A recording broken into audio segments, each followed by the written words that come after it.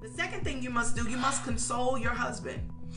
I tell people all the time, in sickness and in health, to have and to hold. Those are the things that you promise in front of everybody. Having to hold mean to hold him. That means you're supposed to console your husband. You're supposed to be there for your husband.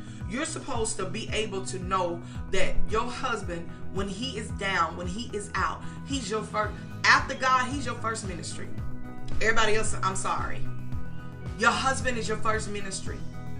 Your family, your children, that's your first ministry. Your husband is your first ministry. I always tell people this: embrace yourself.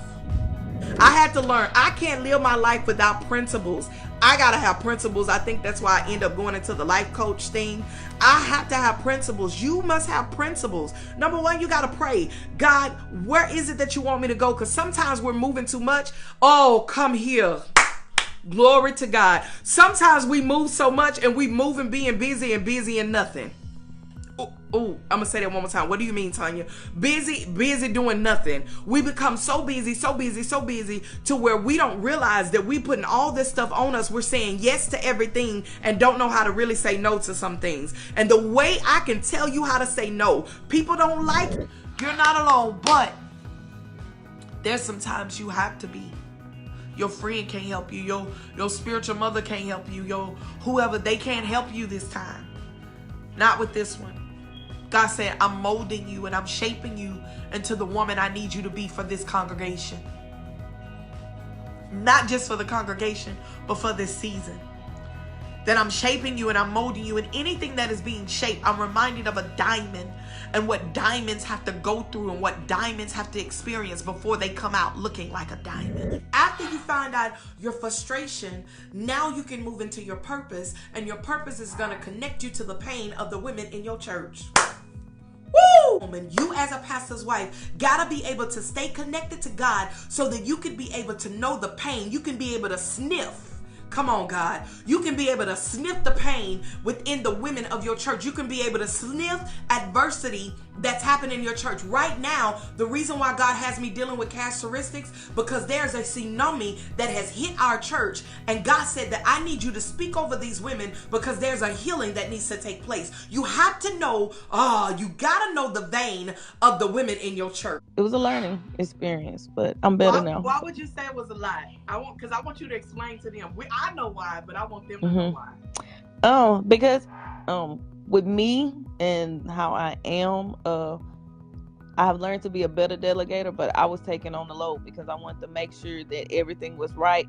But I learned when there was that one conference and we had to plan for like over 100 people had registered for that conference, I couldn't do everything. It was ordering the bags, putting the bags together, getting all those t-shirts, getting names on them, the folders, everything that go in that bag. It was a lot.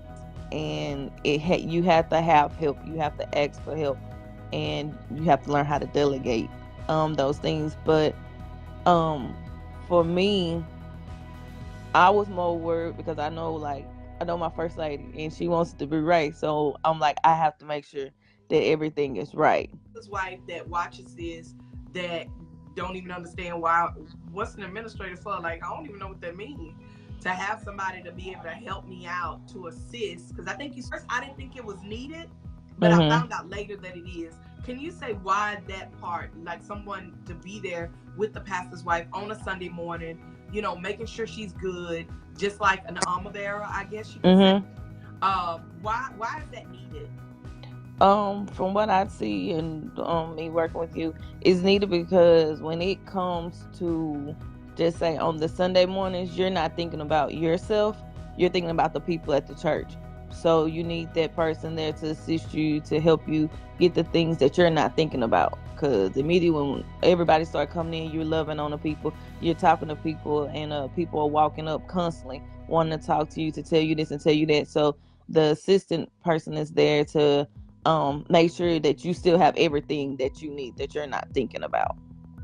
And do you believe that's important? Is that important for that? Yes, ma'am. The lead, yes, ma'am. I truly do. Because coming in, it was like, hey, like, why all of that? But now working in the ministry, there's a good part of that is that it helps the administrators grow.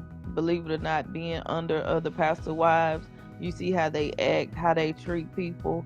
Um, you start looking at things totally different. Even how handling things in the church. How if you was a regular member, you wouldn't think, oh, well, let me handle it this way. You start looking at everything different. And even for me, it changed me at work because Wow. I was a boogaloo Yeah. at work. And now everybody's like, oh, you love everybody. You different. And I used to say thank you a lot. And I'll be like, I ain't never said thank you like that. Like I'm just saying thank you for no reason. But it changes you. And I'm grateful for the opportunity of First Lady and trusting me in this position because it has helped me a whole lot, family wise, work wise, and even being in the church. So it'll grow your administrators. Say this, my administrator is not my friend. She's not my homegirl.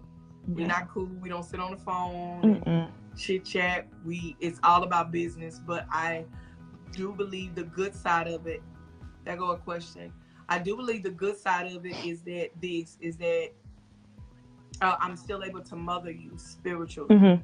Like if you need me, we just did a budget meeting a couple of weeks ago, where Yes! I helped her with her budget. She's just not giving to me. We're making sure that if she need me, if she need a shoulder to cry on, I'm still her first lady.